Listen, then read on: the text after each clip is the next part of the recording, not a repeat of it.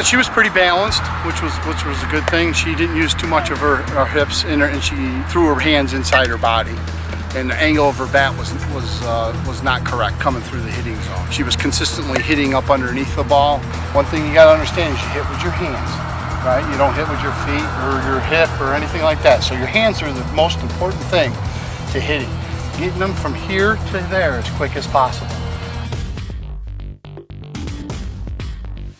Well, in the beginning, of course, you're going to feel very uncomfortable with it because it's a totally different feel when you throw your hands correctly. As soon as she started feeling comfortable and starting to create a little bit of muscle memory with the buggy whip and where her hands needed to go, and she started to feel comfortable with that, her swing changed.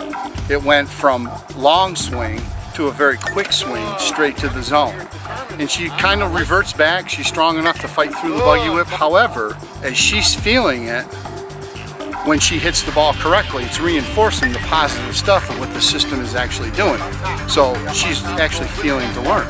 And there's a lot of drills that we'll be able to do in the future with smaller bats and stuff like that to give you an idea of really where your hands are always going. Consistently. The more consistent you're mechanically sound, the more you're going to hit the ball. There's an understanding that when you dry swing, you swing one way. When you soft toss, they swing another way. And then when actually someone pitches a ball to you, they react to a ball differently. And we actually proved our point. We proved our point that it started to create that muscle memory because her hands were coming through the zone much better. Even after she only trained on it for about a half an hour, she was consistently still hitting the ball, but she was reverting back a little bit to dropping her hands a little bit. But as soon as she did that, she looked right at me, she knew. And that is the powerful thing about the system.